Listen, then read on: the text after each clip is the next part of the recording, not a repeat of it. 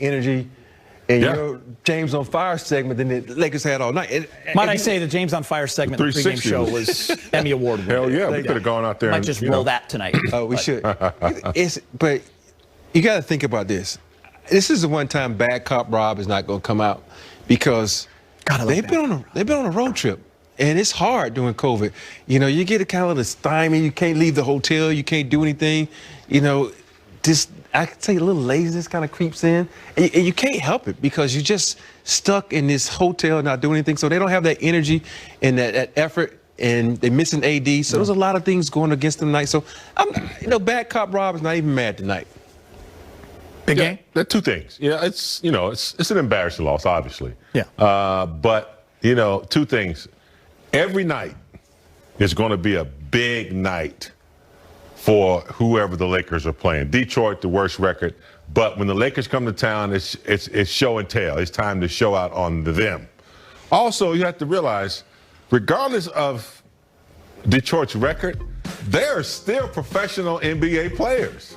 They got here by being really good. It's just not working out as a team and individually. Guys like Wayne Ellington tonight hitting threes.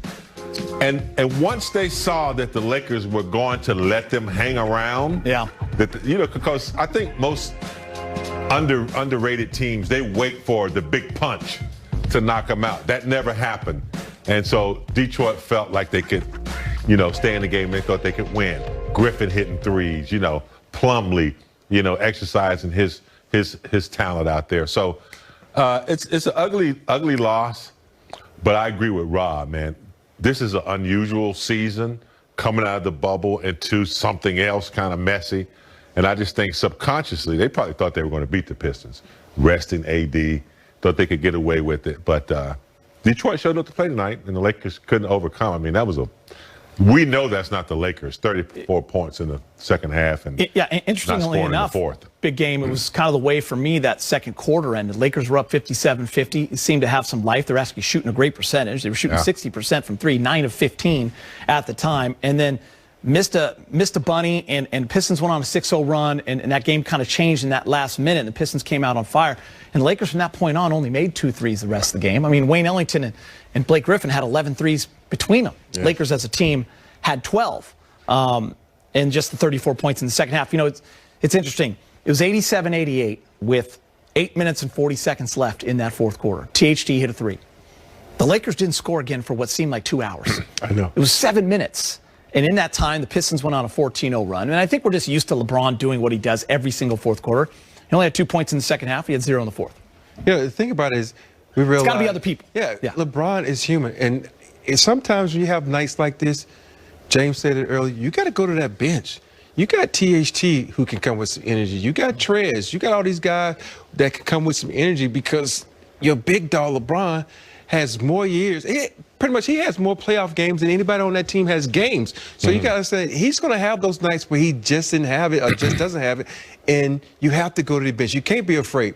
As a coach, I wouldn't want to be in this position because how do you tell one of the best players ever played this game, go sit down?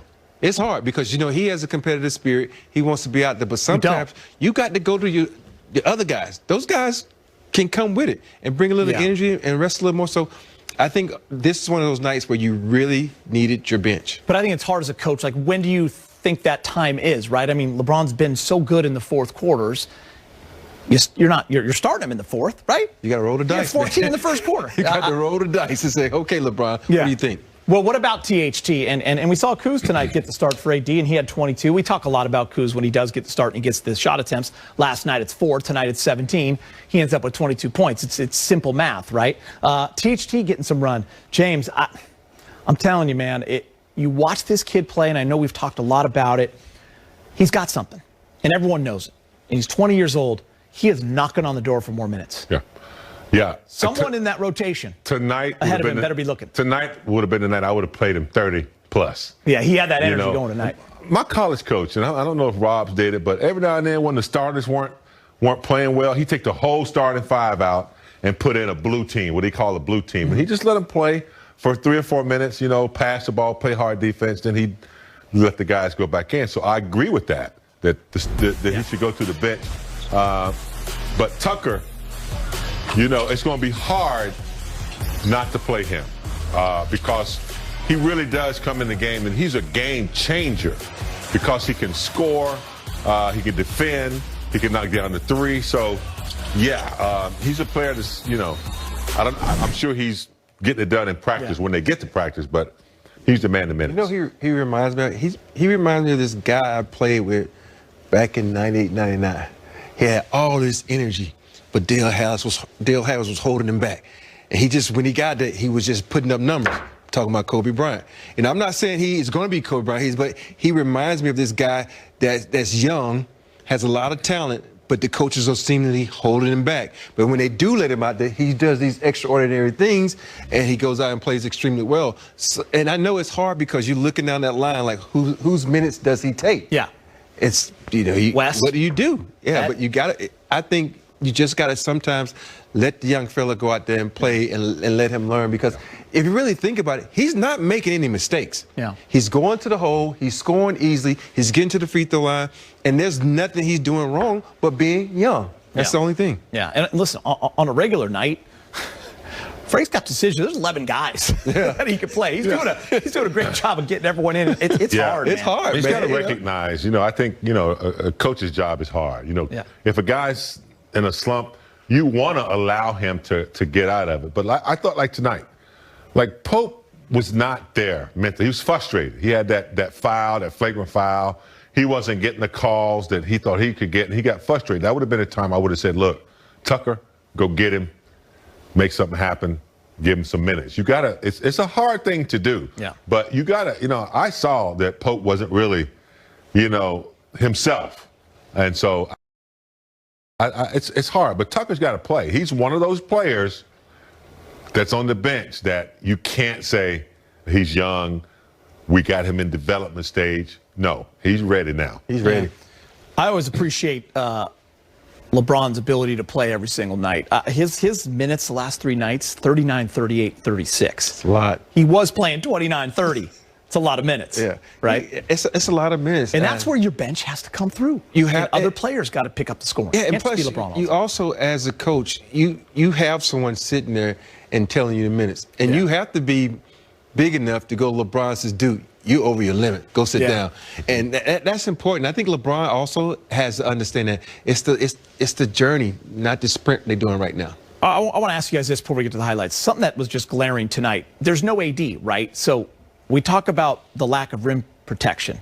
Only 1 block tonight. Only 2 steals tonight. And when you're a Pistons team and you see no AD and you see what the Lakers are, the size, you attack. Yeah, totally affected them on both ends of the court. Yeah. On defense, they had no fear. I mean, Marcus Gasol is not a shot blocker. Neither is Trez.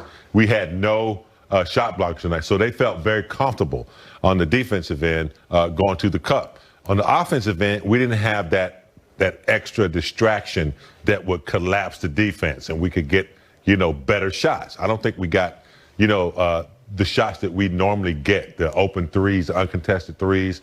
We missed a lot of bunnies, too, inside. Yeah, we did. I think Trez was trying to force the issue, get fouls. So we missed him on both ends, but I don't think that's the reason they lost, but they did miss his right? effective. It's all that stuff. And by the way, that was with a couple minutes left. They did get a couple of late blocks, so they ended up with 3, but game was already out of hand. All right, let's get you to the highlights for 3. From 3 on 13 points. Let's head back to the Motor City. Lakers head coach Frank Vogel speaking with Mike and the media via Zoom. Hey, Frank, what did you see most of all in that second half? It was, I think, 34 points and just seemed like you ran out of gas. What stood out to you? Yeah, I don't know if we ran out of gas. I mean, we just didn't have a great rhythm that second half in any way. You know, I mean, we'll go back and look at the tape and see where we went wrong. We didn't have as much of a defensive disposition, and you know that forced us to not get out in the open court, and you know playing without Anthony. We're just looking to find a rhythm with combinations that are not used to being out there, and we just didn't find it, and we've been pretty good on the road, but tonight was definitely not our night.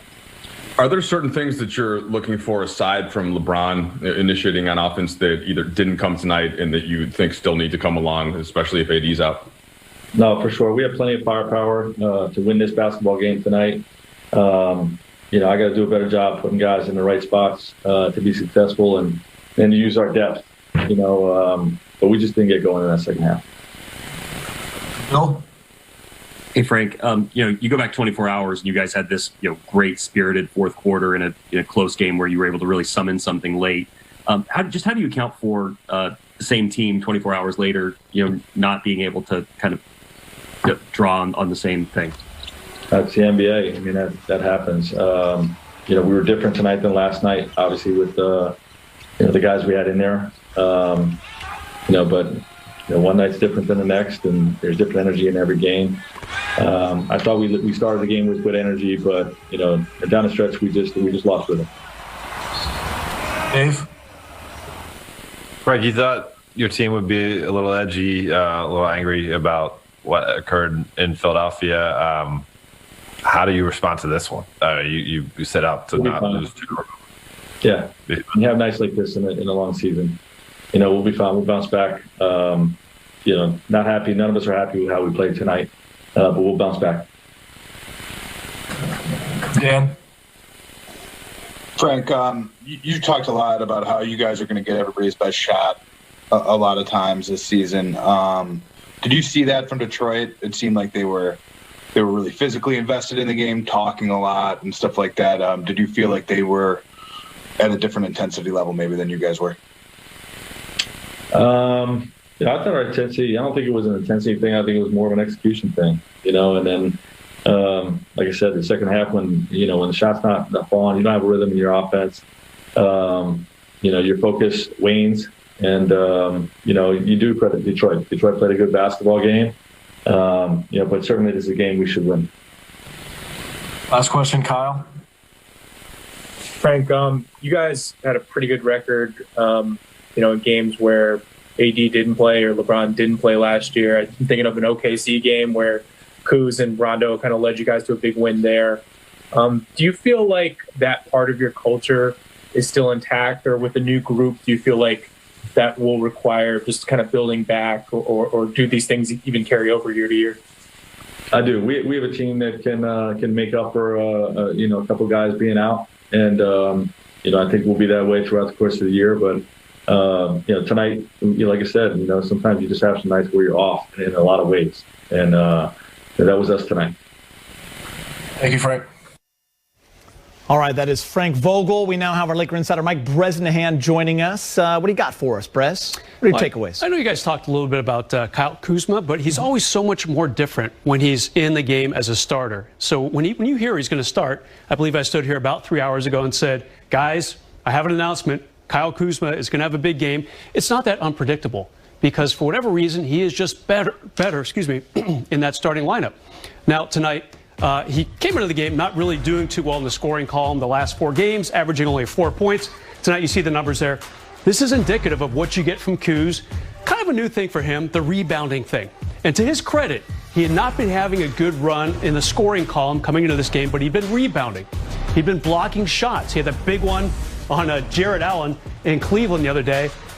But tonight, he needed to ratchet up the scoring, and to his credit, he did. He was hitting threes, not afraid to take it to the rack. Pretty nice little footwork right there. James is a man of renowned footwork. You'd probably be pretty pleased with that. I love it. So Kuz, this is not his fault. This is not his fault. I know Rob is about to say I'm on the Kuz bus, and definitely that's the case, but I thought he had a pretty good game tonight. Brez. 4 shots last night, 17 shots tonight. Yeah. So there's a big difference. It's a difference, and I'm not going to, I'm not going to push for him to be a starter on this team. It doesn't make sense. He obviously took the place for a pretty good player in AD. That's a pretty good starting 5. It's just, I don't know if it's his mindset. Rob, I know you started plenty of games in your NBA career. Is it different coming off the bench versus, hey, I'm going to get the start. I want to show what I can do. Well, the difference is a career high for me came when Clyde Drexler didn't play the game. So that means you get more shots. It's a big difference. You get a better. So my notes were useful. Yeah, you get a better rhythm. And that's what people understand. Because if you look at Kuz last year, Kuz had more plays ran for him. This year, not so much. So he's being more active, and that's why he's going to the boards because he knows he doesn't have any plays. So how do you score? You get rebounds and you be active in that sense. So he's learning. But when he does get plays, he does get some buckets. We were talking about this on one of our non-game night shows the other night. Like, are you happy with his maturity, just in how he's handled that and like understanding what it takes to be on a winning team? And you had to do it so many times. It means less shots. It means a role change. You know, the thing about it is you have to be so proud of this guy, because for a couple of years there, we was talking about him being the third wheel, the third man. He's going to have to go ahead and do all this scoring. And I think he put that pressure on himself to be that guy. But now, you know what? He has a championship. He's sitting back saying, hey, my role was to just play basketball, take what's given to me. And that's what you have to admire about him, because now he's not searching for shots. He's getting shots, quality shots, not quantity shots, but quality shots. He's moving, he's cutting, he's playing free. And to me, he's like he's enjoying the game, because his passes are nice. I mean, he's throwing some passes that look like magic, so I'm very impressed with him. Yeah, it's so versatile, right, James? I mean, just not to interrupt, but he had the 6 offensive rebounds a couple games ago, and he doesn't have to score every night, but when he needs to, he does.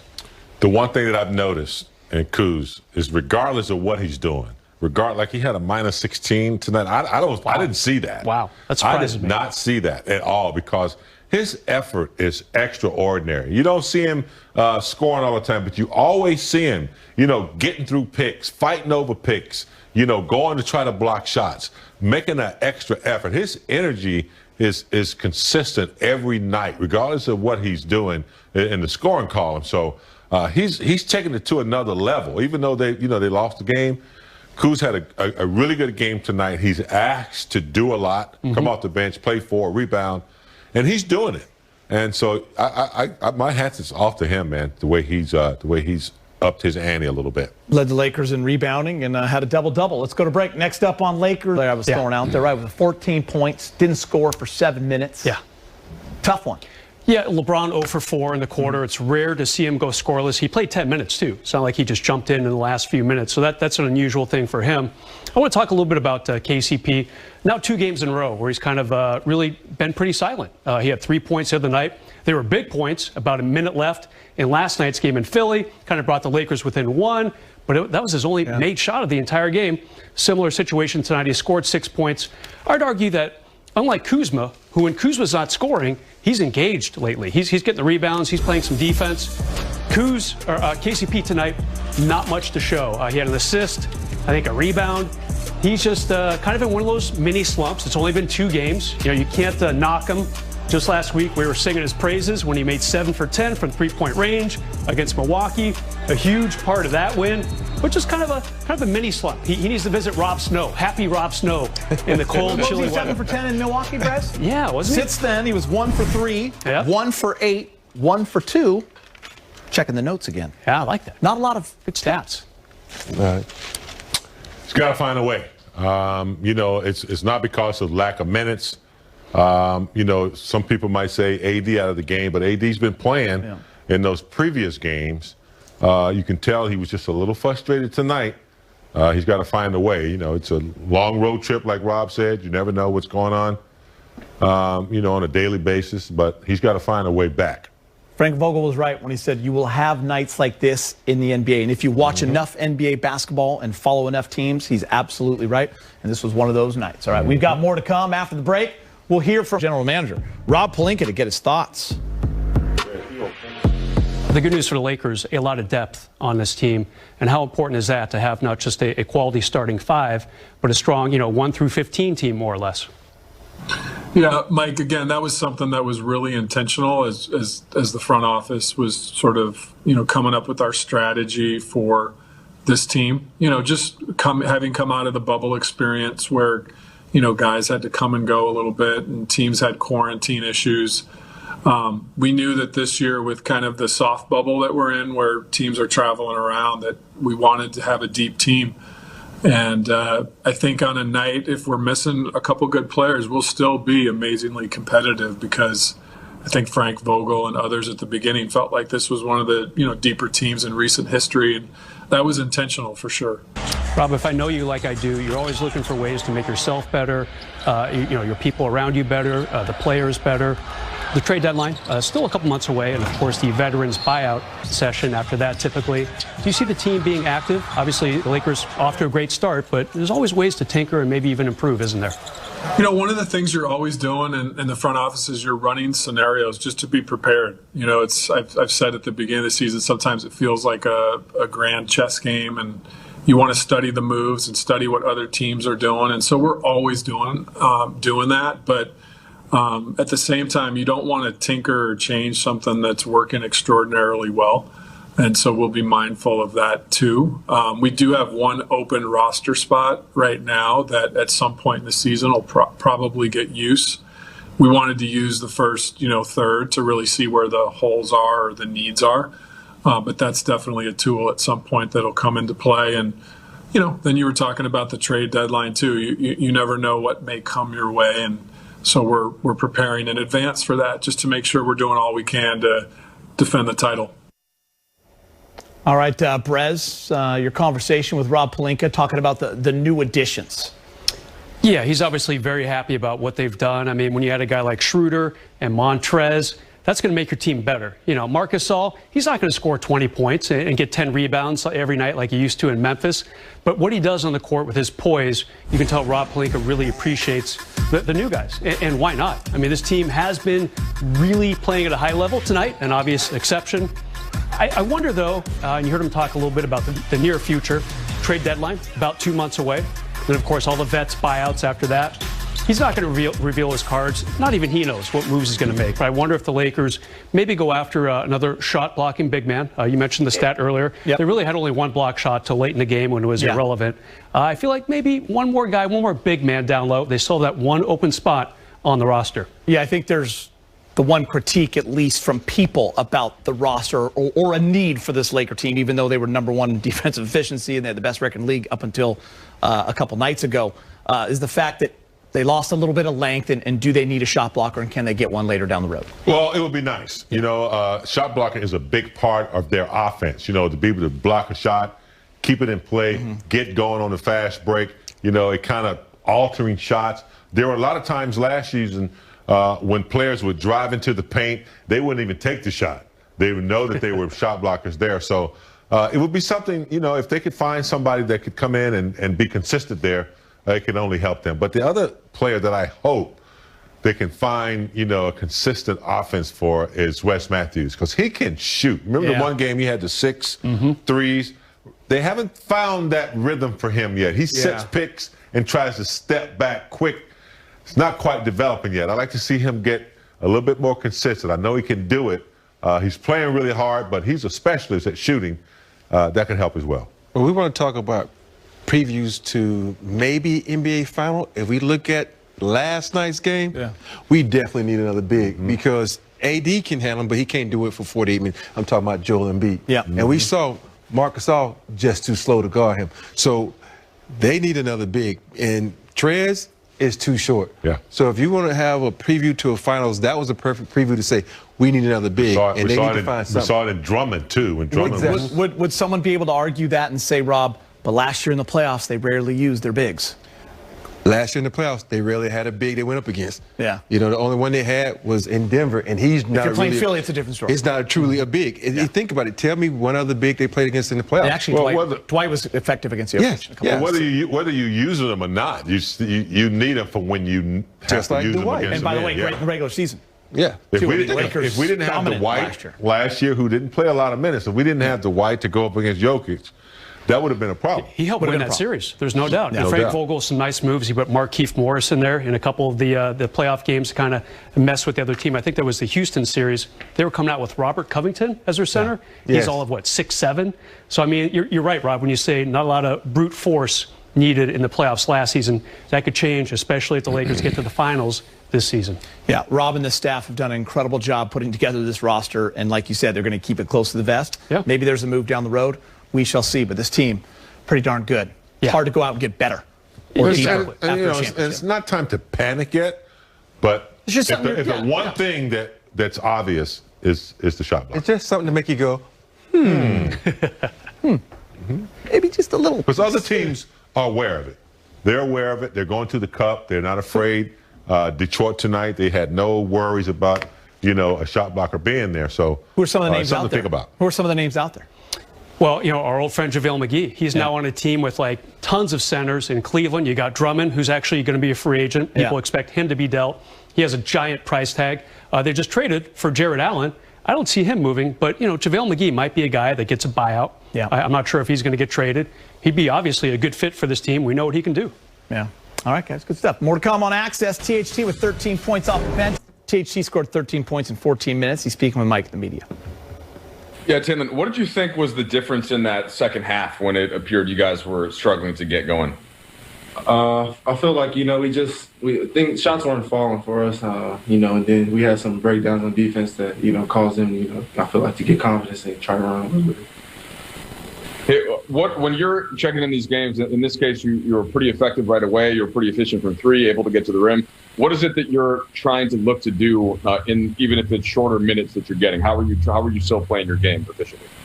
With basketball being how it is, I would kind of, expect to come in every game and try to be like that. But, it's not going to be like that every game. So, my goal is to come in and do kind of what I did today. So, just anything to help us win. All good. Hey, Talon, Frank told us early today that you were going to get some minutes tonight with AD out. How does it affect your mindset when you know you're going to play a certain role or when you know that you're going to come in on a given night? I just try to stay, ready throughout, everything. Not kind of knowing what role I'll play when the game starts is, kind of hard. So just being able to stay ready and just come in and do what I know how to do is just, going to be good. Tweet, Lakers Chargers fan. James Worthy, you guys made this game worthwhile for me tonight. Thanks. Oh, thank you. Ori, James. Thanks for tuning in, man. We appreciate it. That's our goal, is to connect with the fans, even if it's not a great game. I'm with him. You two made my night too. Especially you the man. Ice cold Randy Watson up there. All right, we're going to break. We'll be back. Waiting to hear from LeBron. I just like to be here when we have that game and James is in the studio. I just like to watch James. Will you be at home watching that one? Of course. I gotta watch it at home. Yeah. Unless y'all want to invite me to the studio. First kind of Saturday night ABC. Would you like to come? Yeah, I'm good. Okay. Primetime game. I'll stay at home if you want to come in. All right, let's do it. Do I get to get some of that Laker? Yes, sir. Okay. Boston Celtics, big game, James. Obviously, another powerhouse in the East. You've already played the Sixers, you've played the Bucks, and now you're playing the third best team. So we'll kind of see what the Lakers do with this. Yeah. You talk about Brooklyn, Milwaukee, now Philadelphia. You cannot forget about the Boston Celtics. They're well coached. They play well as a team. Tatum, explosive player, good supporting cast. The Lakers will have their hands full as they try to get back on track in Boston. Yeah, they just got Kemba Walker back about a week ago. He had not played yet this season. And let's not forget, Jaylen Brown is kind of stepping it up another notch. Last year, he was already established as a very good player, averaged about 20 a game. He's up to about 27, 28. He's off to a very strong start. And they picked up Tristan Thompson to play center. Yes. Pretty good team. They lost Gordon Hayward. Might have been addition by subtraction. They look pretty good to me. This is maybe a game that the guys have circled, right, in terms of motivation. And, you have a day off of rest, and then it's a primetime game. It's a game everyone's watching. Does that help? It helps a lot. And plus, you just come off with 2 losses. You definitely don't want to lose 3 in a row. And it's the Boston Celtics. It's that rivalry. There's going to be so much hype behind this game. They're going to talk about it. And this is a young squad. And in the back of the Lakers' mind, it's like, this is one of the best teams in the East. Yeah. Who knows? We might meet them in the playoffs. So we got to come out and establish this game early and let these young fellas know who we are. And AD will be back. So it's some exciting times. And the Celtics are aware that we just tied them for 17 championships. They're aware, aren't they? Yeah. You expecting AD to play for sure? Yeah, I would think so. He's got a couple days to rest up. Of all the games I've covered, you guys obviously played in them, but I've only talked about them or written about them. The Game 7 in 2010 against Boston was the most incredible game I went to. And I covered Kobe's 81, and I covered Kobe's last game. And when Kobe outscored Dallas through 3 quarters, that was pretty crazy too. But to see the Lakers beat the Celtics and to see the emotion that came out of that Game 7, not a well-played game, 83-79 was the final. Kobe struggled with his shot. but just being there in Staples Center, it's a feeling I won't forget. Everyone stood for the entire second half, even the people in the lower bowl. No deals to be done, no talks to be made, nothing, just pure basketball. Yeah. Let's see who's better. It was pretty awesome. Rob got cheated a little bit. Celtics weren't any good when you were a Laker. I know, man. So one thing you didn't get to do. Yeah. What happened, Rob? I know, man. You had to beat the Nets. You had to beat the Nets. Sixers and the Pacers. The Sixers. It's just, you wanted that marquee matchup. I didn't get it.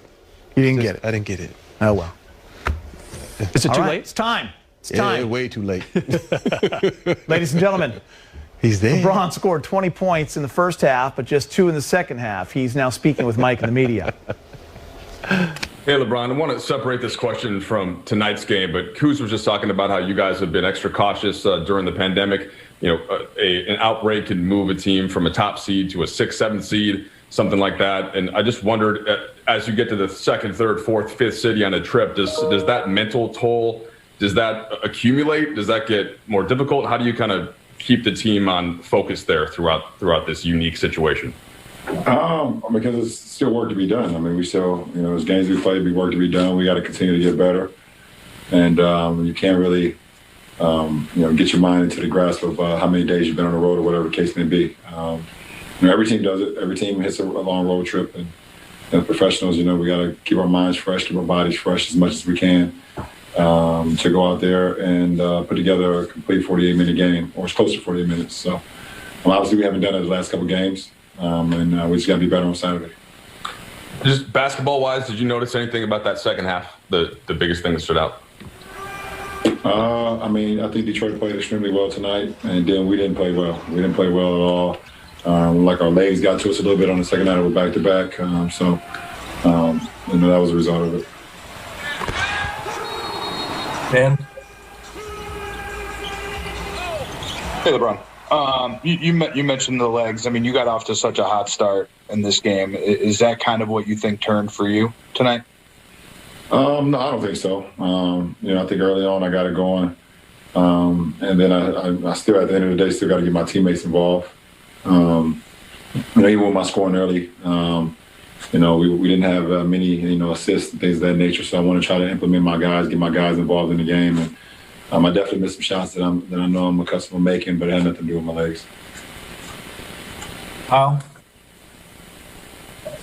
Hey, Frank has talked a couple times about the depth of his team and how tricky it is to kind of find minutes for everybody who deserves them, and how it can kind of force some maybe non-conventional lineups. How much do you feel that? How much do you feel that you personally are still adjusting to some of the different groups out there, and where would you kind of like to be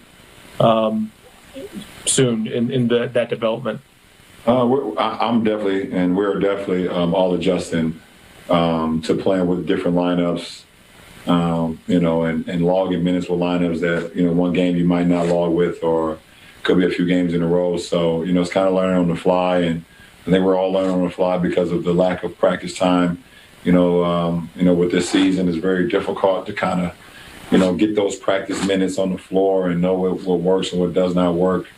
Just very strange with that. A lot of our games are also just like, big practices for us too. We have to learn on the fly, and coach is still learning different lineups and seeing what combinations work, what combinations don't work. And myself, I'm out there playing with certain lineups I don't play with, certain lineups I do play with. So I log a lot of minutes with, guys that, may not have logged with, in a couple games. But like I said, it's all a learning experience, and all of us trying to figure it out.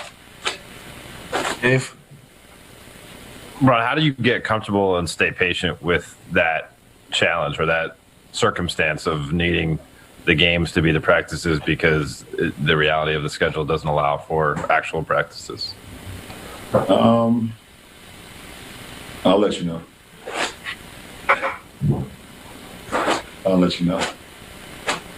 Dan, I think you have a follow-up. Yeah, LeBron, you guys have Boston on Saturday, and that's kind of one of those rivalries in sports that transcends even the country. I guess, what's it like to be a part of something so big like Lakers Celtics? It's pretty cool. Just knowing the history. Lakers Celtics across, throughout the course of, this league and what it means to this league, the history of this league, and just seeing some of the biggest games, some of the biggest rivalries, some of the best players that ever played this game to be a part of this rivalry was a pretty cool thing, just learning the history. It's not like I didn't personally grow up watching them. Obviously, I was, a little bit too young in the 80s, and then they had, rekindled a little bit in the 2000, late 2000s when, Kobe and them guys were going against KG and those guys. But, it's pretty cool. And right now it's different. Without the Boston fans and without the Laker faithful, it's not the same. It won't feel the same on Saturday. It's going to feel great to play another game and play against a very good team, but it won't have that rivalry feel. Just, the fans are so much a part of that rivalry, if you could just imagine, and just go back and watch those games, how key the fans were in all the battles over the course of the years. All right, we'll wrap with Rachel. LeBron, when is it in the cycle of games and off days and stuff in a road trip that you feel the most tired? Because we talked a lot about how short the off season was, how much energy it was going to take, and you get to the beginning of the season and there's kind of a burst of we're starting, but you're on a long road trip like this. When is it that you feel it? Is it right after games? Is it on the off days? I don't get tired. I don't feel tired. I get my sleep, I get my rest. But I have a lot of energy. I don't get tired, and I don't even. My mindset never gets to a point where it's like, okay, this is a long road trip. I'm exhausted. Or I'm tired. I don't even think about that.